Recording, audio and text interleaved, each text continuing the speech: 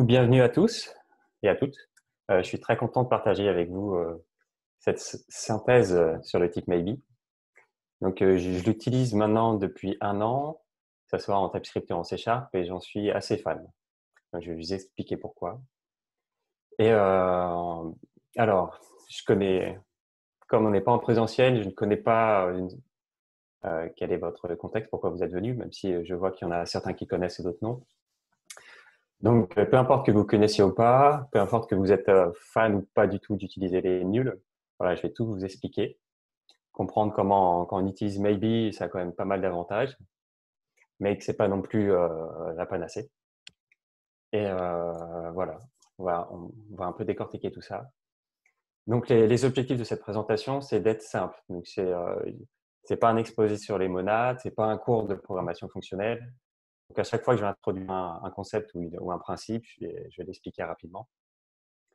Et ça va être concret, donc je vais vous montrer du code, des petites portions de code, beaucoup en TypeScript et un petit peu en C Sharp pour faire le parallèle. Donc j'en ai pas en Java, mais je pense que le parallèle est également possible puisque vraiment ces trois langages sont très similaires.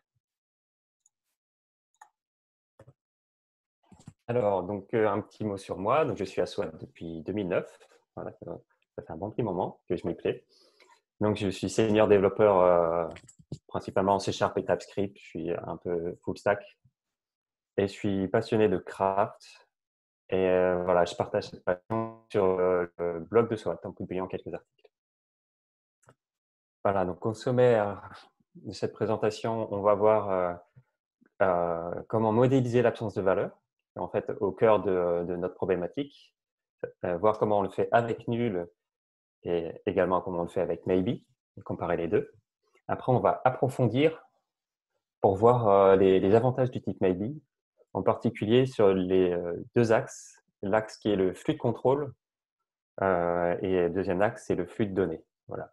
Le type maybe va permettre de séparer ces deux flux, ce qui est un des avantages de la programmation fonctionnelle.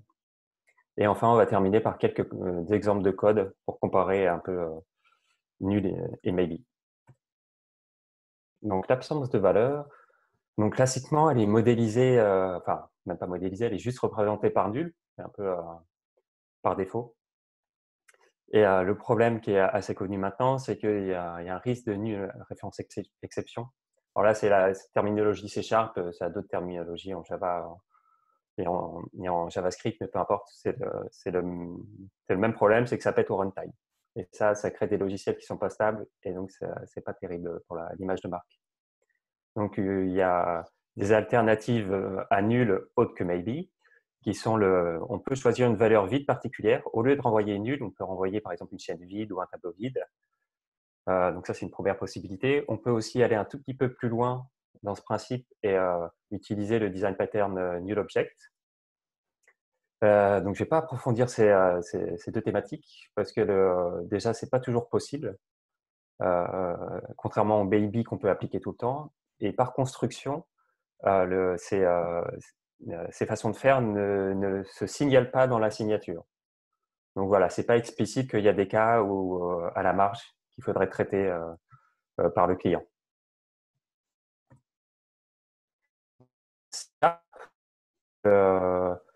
Comment on faisait pour gérer cette absence de valeur? Donc avant C Sharp 8, quand on renvoyait nul pour signaler cette absence de valeur, et ben donc on se risquait donc au nul référence exception, sauf si on utilisait une petite astuce qui est proposée par ReSharper avec des attributs cadmi nul ou not nul, l'un ou l'autre. Et après, ReSharper pouvait nous dire s'il y avait des problèmes, nous signaler qu'en fait ça pouvait renvoyer nul et qu'il fallait traiter ce cas. Le seul problème, c'est que ReSharper, c'est un outil qui est payant, donc on ne peut pas vraiment l'imposer. Et ça va un peu à l'encontre d'un des principes Craft, c'est de chaque développeur choisit ses outils qui lui conviennent le mieux. Donc voilà, on laisse de côté et heureusement avec le C Sharp 8, voilà, qui est assez récent, enfin le nul est signalé quand une méthode renvoie nul, c'est signalé dans le type de retour de la méthode avec l'ajout du point d'interrogation. Et ça permet au compilateur de vérifier que le code client il traite ce cas-là. Sinon, on émet un warning qui peut être une erreur même de compilation. Attention, il faut traiter ce cas du nul. Donc, et en TypeScript, alors déjà une petite digression, c'est qu'en TypeScript, donc issu de JavaScript, il y a deux représentants du nul, du concept nul, entre guillemets. C'est nul et undefined. Donc, c'est un peu déroutant à première vue. Donc, j'ai écrit un article à ce sujet pour un peu faire de la lumière là-dessus. J'ai appris pas mal de choses en fait en écrivant cet article, donc bon, je le suggère. Et donc en TypeScript, pour gérer l'absence de valeur, depuis la version 2, donc qui est une version de maturité, donc qui date maintenant depuis 3 ans, il y a une option de compilation qui est incontournable, c'est le strict null check. Alors, grâce à cette option de compilation, pareil, quand une méthode renvoie nul ou undefined, on doit le signaler dans le type de retour. Donc, et puis en contrepartie, on a les mêmes bénéfices qu'en C# 8. Voilà, tout le contrat est explicite et le compilateur nous aide à faire bêtises. Il y a une autre petite digression. Donc, j'utilise souvent en TypeScript cet alias nil qui permet en fait de regrouper nul et undefined. Parce que écrire ou nul ou undefined à chaque fois, c'est très pénible. Donc voilà, c'est une petite astuce au passage. Et donc, un petit exemple de TypeScript avec le strict null check. Donc, la méthode find qui est portée par les tableaux renvoie une define quand l'élément n'est pas trouvé. Donc, en application, on voit bien que là, on recherche l'élément A parmi les éléments. Et ça renvoie bien soit le type de l'élément, soit une define. Et si on essaye d'accéder à une des propriétés de l'élément, on a un warning TypeScript. Et pour du coup résoudre ce problème, on passe par une garde c'est un if est-ce que A est différent de nul. Et dans ce cas-là, on peut accéder aux propriétés de l'objet parce que le type a été restreint par le compilateur. Donc c'est assez puissant. Donc TypeScript est vraiment fort pour cela. Donc, mais malgré tout, malgré ces avancées de ces langages, nul reste problématique parce que ça crée une branche côté client. Donc, on a vu qu'il fallait s'en prémunir avec une garde. On peut aussi utiliser des opérateurs de coalescing. C'est typiquement soit le ou logique, soit le double point d'interrogation, qui est aussi en TypeScript depuis 3.7.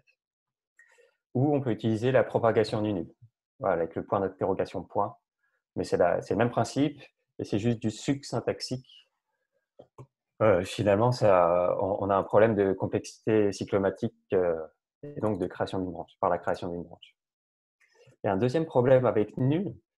Alors, ce n'est pas immédiat, mais si c'est en cascade. Si on a plusieurs if-else qui s'enchaînent, voire qui s'imbriquent, voilà, la complexité cyclomatique de la méthode ou de la fonction, elle explose.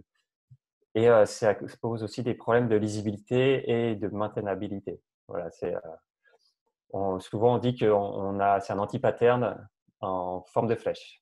Parce qu'on voit bien quand on est au niveau du do something, pour connaître les conditions qui nous ont amené là, c'est sport. Du coup, qu'est-ce que nous apporte le type maybe? Voilà, qui s'appelle donc option en F# et optional en Java. Moi, je suis resté sur le nom maybe pour une raison historique qui n'est pas très importante ici. Mais donc, je parle du type maybe, qui recouvre ces deux autres types. Donc, le principe, c'est une boîte qui peut contenir soit aucune valeur, soit juste une valeur et d'un type spécifique. Voilà, c'est un type générique. Et donc, elle a que deux statuts possibles, soit vide, soit avec une valeur. Donc, on voit bien, c'est idéal pour modéliser l'absence de valeur. Alors, un petit quiz de 10 secondes rapide là, pour voir si ça vous rappelle rien. Ça peut vous rappeler quelque chose, voilà, même deux choses.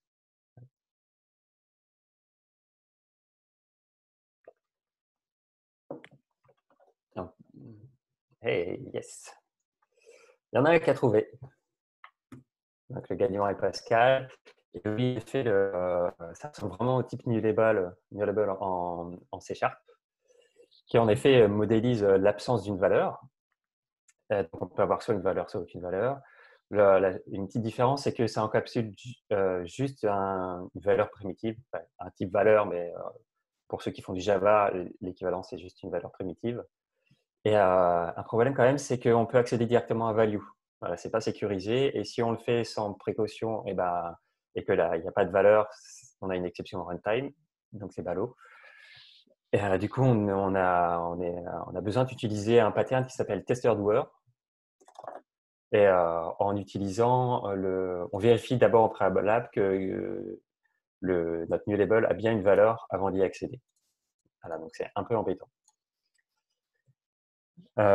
Du coup, et une autre analogie possible donc du maybe, enfin, sur le principe, ce sont les tableaux. Donc les tableaux, en effet, c'est une boîte, donc ils peuvent contenir soit 0, soit un élément, ça pourrait contenir, mais en fait, on ne contrôle pas le nombre max d'éléments. Enfin, c'est pas défini dans la signature.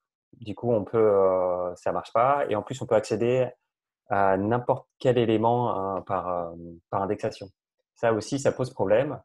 Un tout petit peu moins en TypeScript parce que, en fait, quand l'index n'est pas connu, ça renvoie à undefined, mais c'est quand même, du coup, pour moi, c'est peut-être un peu trop permissif. Et de l'autre côté, en C#, ben, ça émet encore une exception. Donc voilà, on est avec du code qui, pour moi, est pas très stable quand on utilise ça. Enfin, il y a des petits risques de problèmes en runtime.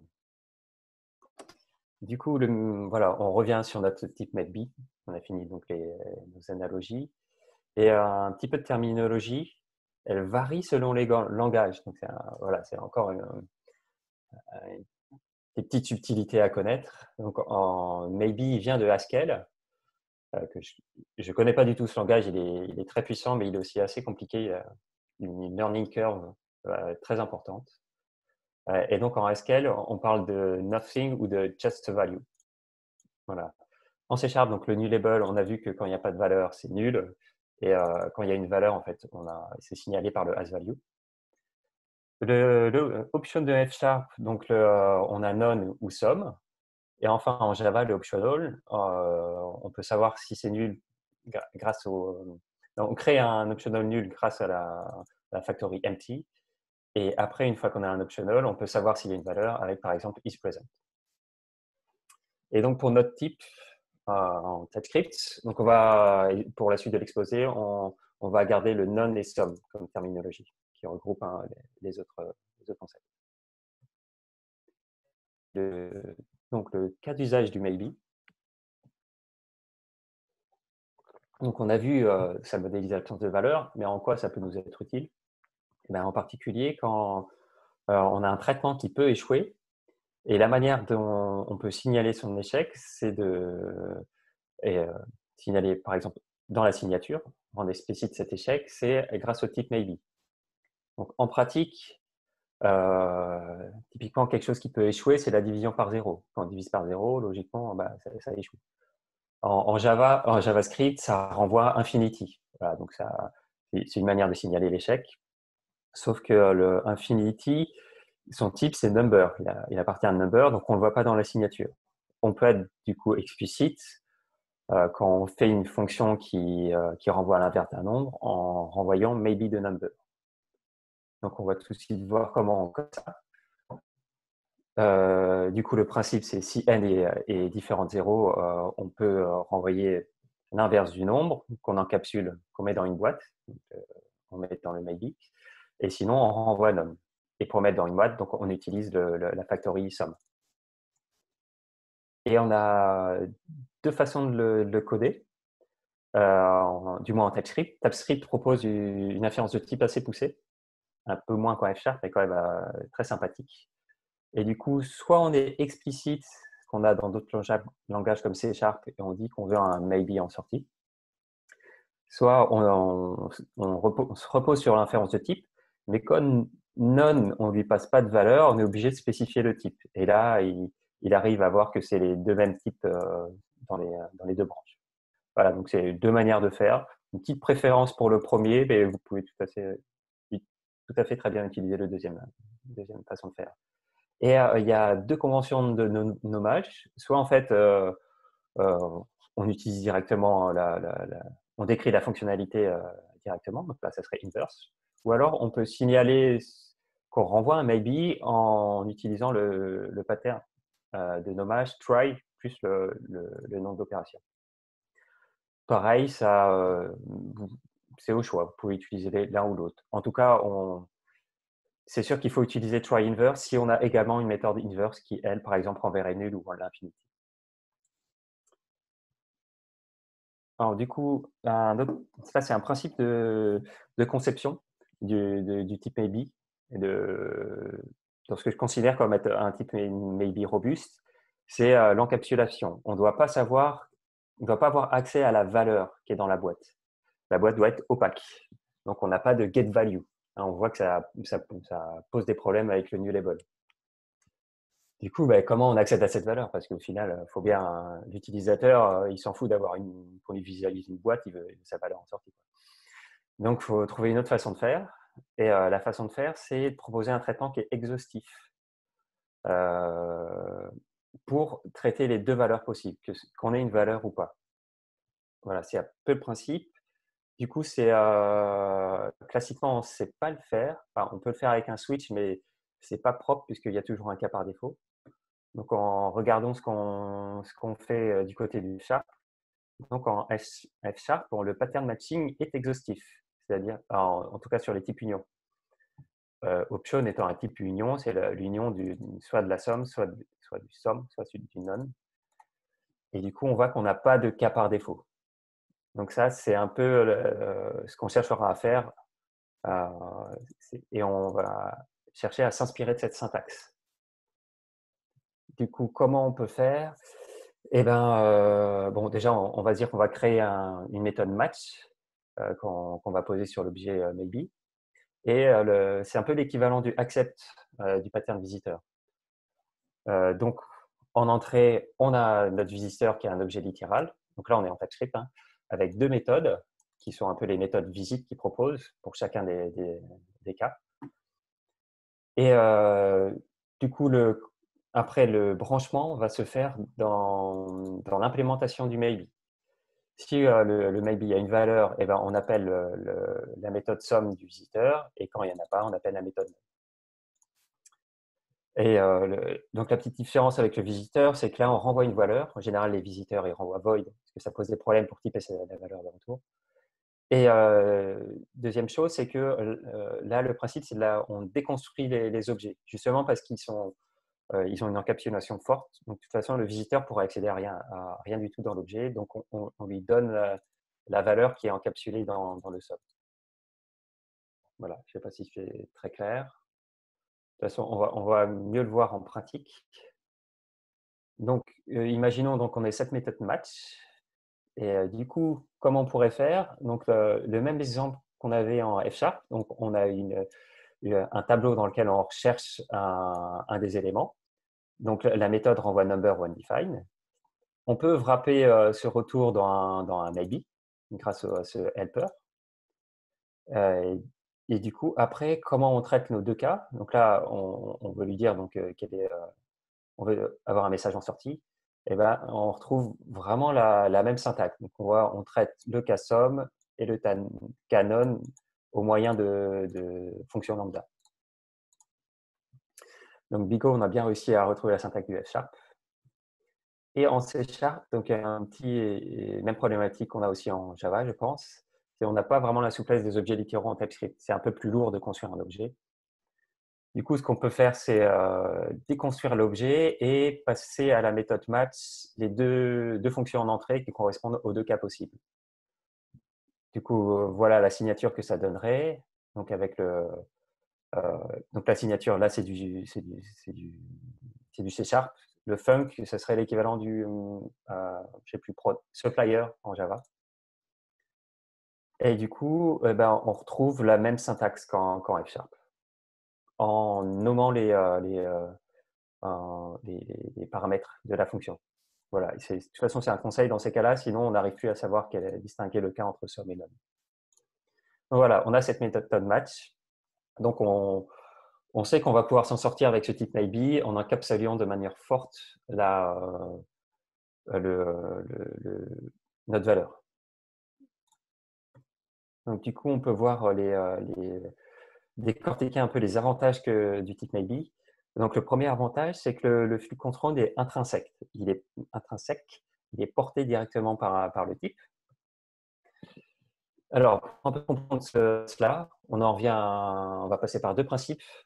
Le premier principe, c'est the separation of concern, qui est que dans ces cas-là, c'est qu'on veut distinguer, de gérer à deux endroits différents le flux de données et le flux de contrôle. Le flux de données, c'est un peu la partie métier, donc elle reste côté code client. Et une petite particularité, puisqu'on est dans un type maybe, on va avoir un traitement métier qui peut échouer. Sinon, voilà, on n'utilise pas le maybe, c'est une autre problématique. Et du coup, le flux de contrôle, lui, au lieu d'être géré dans le code client par des if, est-ce que j'ai une valeur ou pas, on le délègue au type maybe. Comme ça, on sépare bien les choses. Et du coup aussi, quand on a un if, on voit bien qu'on ne lance pas de traitement quand on n'a pas de valeur. Et bien, le type maybe, on va le concevoir pour que ça soit exactement pareil. S'il n'y a pas de valeur dans la boîte, on ne va pas lancer le traitement. Alors, un autre principe, c'est pour la conception de ce type, c'est la pureté des fonctions. Ça va de pair avec le fait qu'on veut que tout soit explicite. Donc, on a une instance du maybe en entrée. Donc, on a une opération on a un traitement à faire et donc on passe par une opération qui est gérée par le type maybe. Et on veut une instance du maybe en sortie. On doit avoir toutes les informations dans ces trois éléments. On ne veut rien d'autre. Ce qui fait qu'il n'y aura rien de caché et rien de hors de portée.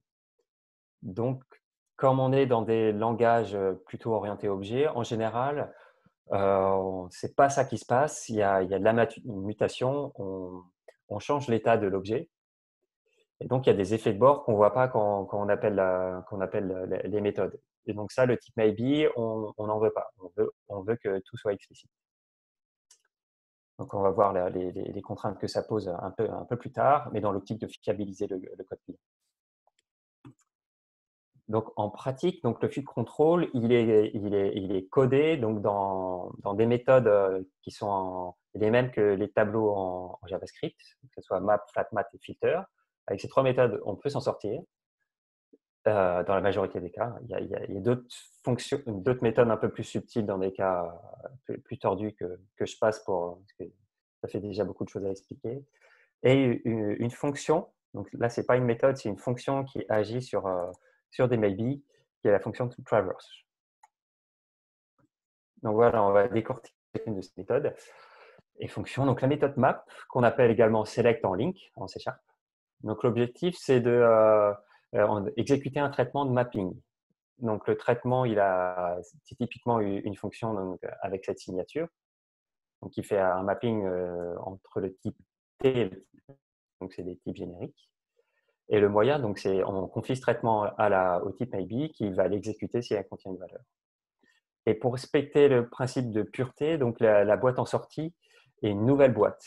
C'est-à-dire que la boîte en entrée n'est pas modifiée, elle est immuable. Et donc une petite subtilité du map, donc dans sa signature, c'est qu'on a un maybe de t en entrée. Quand on appelle la méthode map, on va avoir un maybe de u en sortie. Donc on a en fait deux cas de figure gérés par map.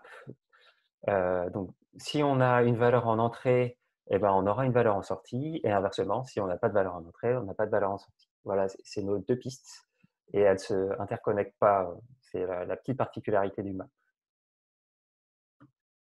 Et donc, un petit exemple en TypeScript, on imagine qu'on a un premier traitement donc, qui essaye de nous renvoyer un nombre, et dans certains cas, il échoue en nous renvoyant none. Et on a un deuxième traitement par la suite qui consiste tout simplement à doubler cette valeur.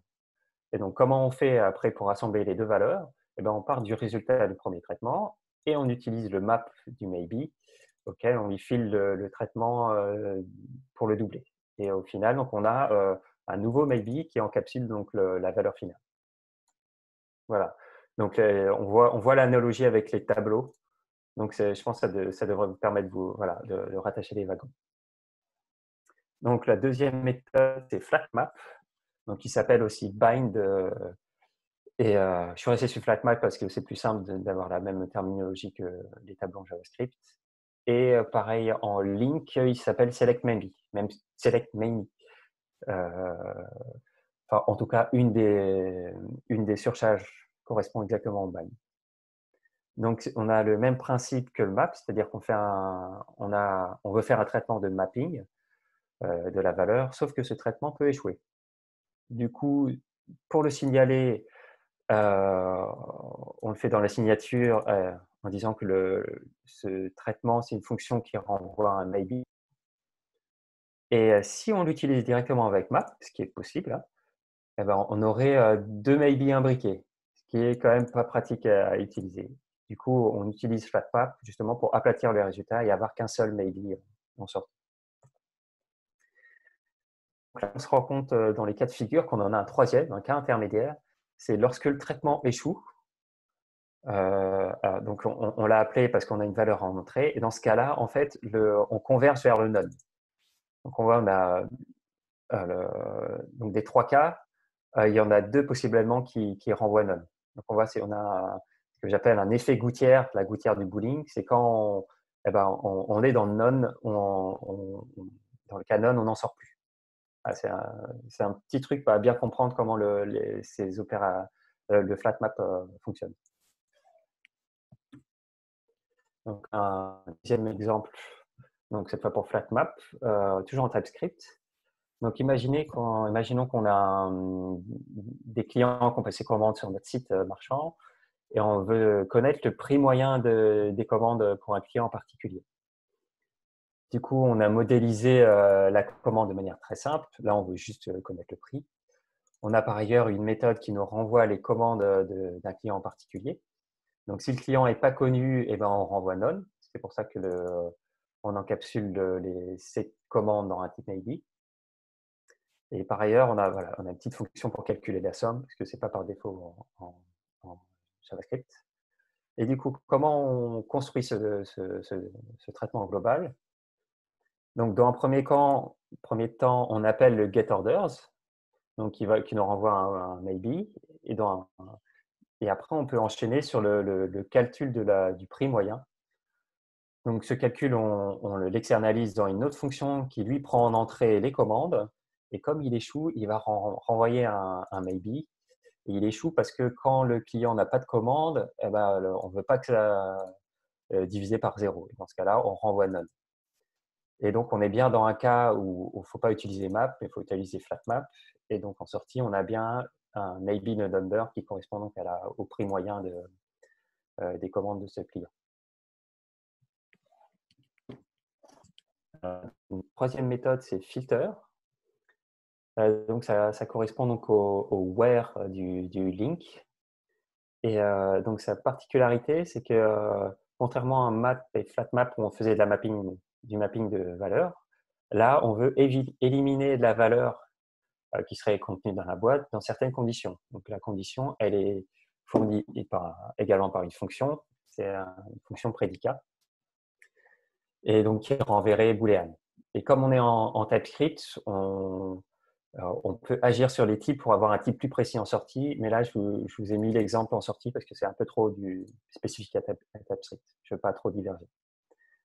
Et donc, les cas de figure, on se retrouve sur à peu près le même schéma que FlatMap, c'est-à-dire que si on a une valeur dans la boîte qui satisfait le prédicat, on peut retrouver cette valeur en sortie. Si la valeur ne satisfait pas, ou s'il n'y avait aucune valeur en entrée, eh ben, on n'a aucune valeur en sortie. Voilà, on retrouve l'effet gouttière. Et enfin, je vais présenter une fonction qui est un peu moins connue, mais qui est également très, très simple, entre guillemets, et qui est bien pratique. Donc, c'est la fonction traverse. Donc, en quoi elle peut nous être utile? C'est dans le cas où en entrée, on a un ensemble de valeurs, typiquement un tableau d'éléments. et on a un traitement qu'on veut faire passer sur chaque élément et ce traitement peut échouer. Du coup, si on utilisait si on faisait value.map, donc le map du tableau, en appliquant ce traitement, on aurait un tableau de maybe. Voilà, j'aurais pu faire array de maybe de U. Ça serait peut-être, on voit bien l'imbrication dans ce sens-là. Et encore une fois, c'est pas pratique à manipuler. En fait, ça serait beaucoup plus simple si ce qu'on avait en sortie, c'était une boîte qui contient les valeurs qu'on a réussi à calculer. Et si on a réussi à calculer aucune valeur, eh bien, il nous l'indique en renvoyant none. Donc, un exemple pour comprendre dans quel cas ça peut nous être utile, c'est la recherche dans l'explorateur Windows. Donc, quand on recherche un mot-clé, par exemple, je recherche smile, et il affiche donc les fichiers qui correspondent à la recherche et il fait une petite mise en surbrillance. Voilà, et dans le cas où il ne trouve rien, il est assez sympa pour nous dire qu'il a fini son traitement, sa recherche, et qu'il n'y a rien qui correspond. Donc, on voit bien que le deuxième cas, c'est un cas d'échec, entre guillemets. Il a échoué. Et dans le premier cas, on voit que atomiquement, chaque fichier, on, on peut le modéliser on peut rechercher chaque fichier et en retour savoir s'il correspond ou pas. Pareil, on peut modéliser ce traitement pour avoir en retour un maybe. Donc, on pourrait mettre ça en musique? Donc, en TypeScript, et là, un peu façon Angular, mais en essayant d'être le plus compréhensible possible. Donc, on imagine donc qu'on a déjà codé ce traitement highlight, donc qui prend en entrée un élément. Donc là, ça serait un fichier. On lui dit quoi rechercher, donc typiquement dans le nom de fichier, et il nous dit s'il a réussi à trouver l'élément.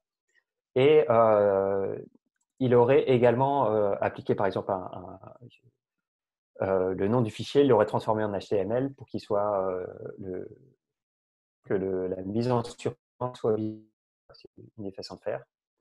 Et du coup, dans notre grille, donc qui est un composant Angular, donc la grille, on lui a fié en entrée tous les fichiers possibles. Et elle va afficher les éléments qui correspondent donc à ce qu'elle a trouvé dans Find. Et du coup, on voit qu'on peut utiliser Traverse sur tous les éléments qu'elle a en entrée et en appliquant le traitement Highlight sur chacun des éléments. Et donc, en sortie, on a un maybe des tableaux contenant un tableau des éléments. Et pour après récupérer la valeur, on peut utiliser match. Et donc, dans le cas somme, on récupère les tableaux et donc on peut muter notre grille pour après modifier l'affichage. Et s'il n'y a rien, on peut par exemple passer par un flag qui nous permettrait d'afficher le message aucun élément trouvé.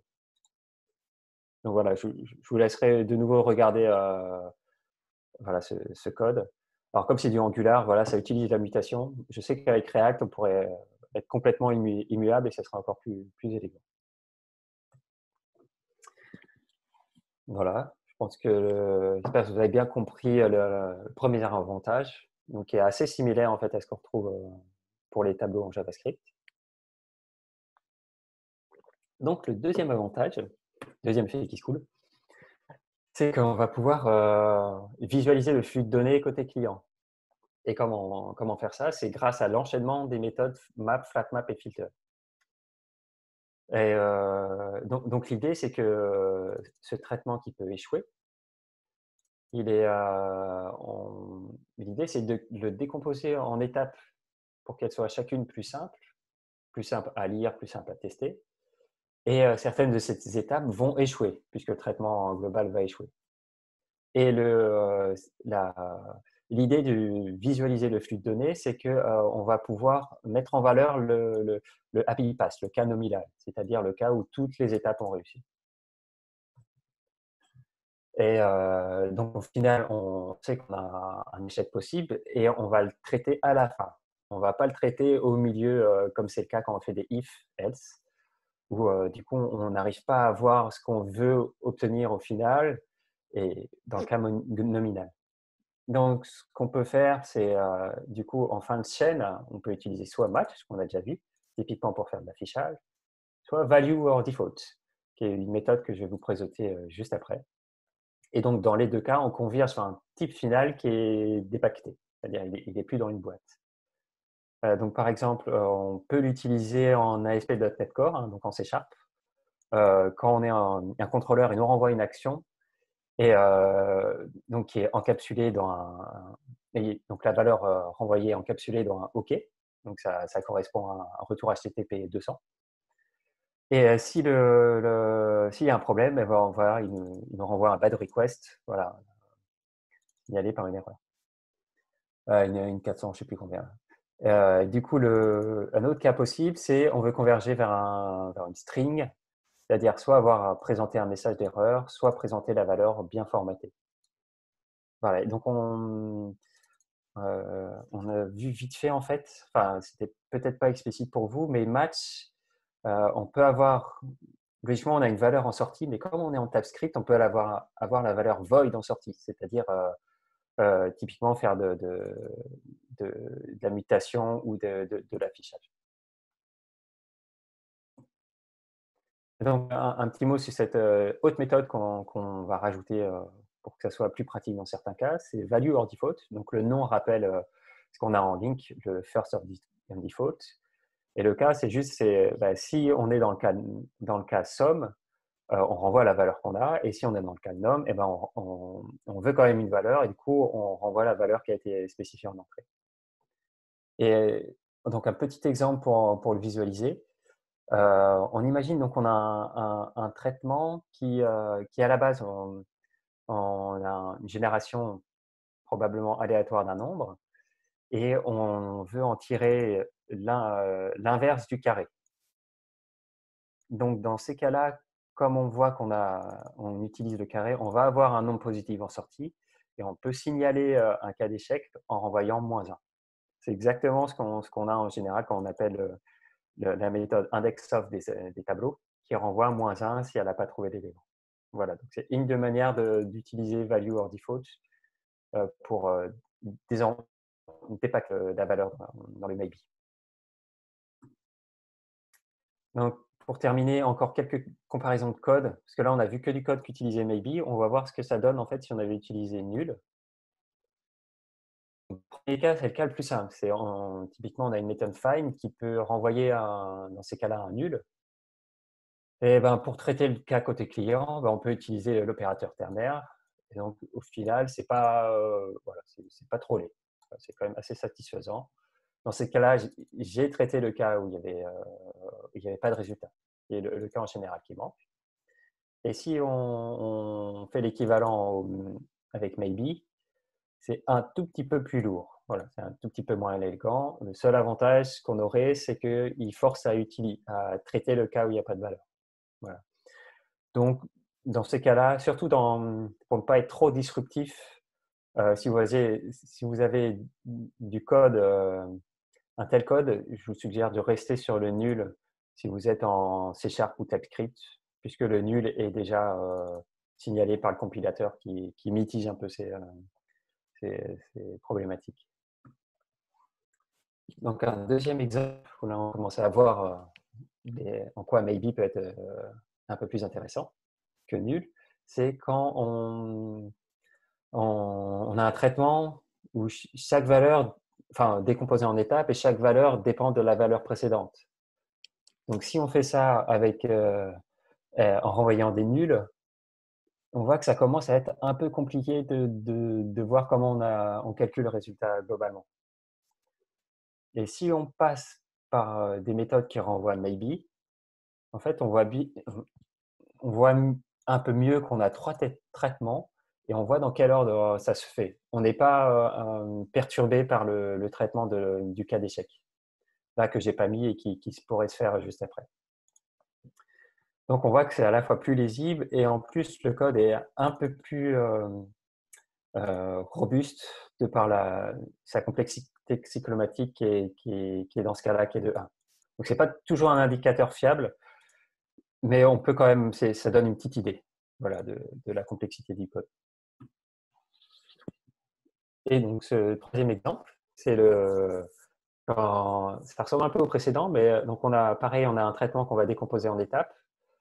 Mais dans ce cas-là, quand on utilise nul, on va faire entre guillemets une astuce pour avoir un code assez succinct.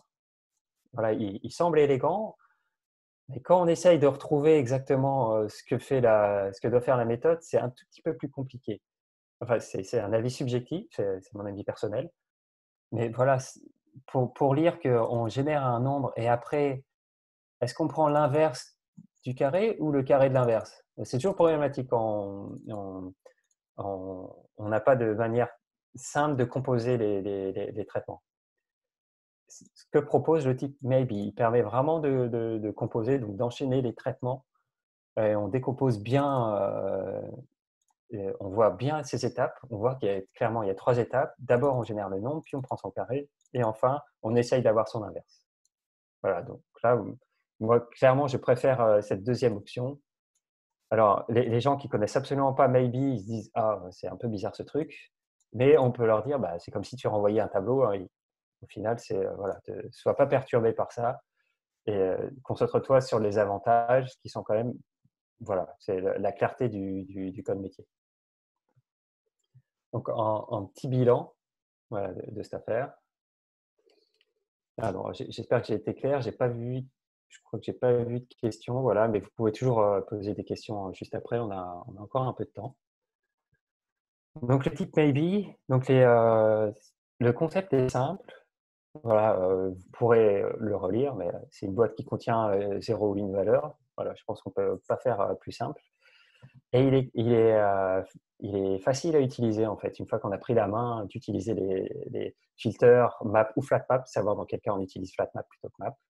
C'est quand même c'est assez simple. Et c'est un outil complet.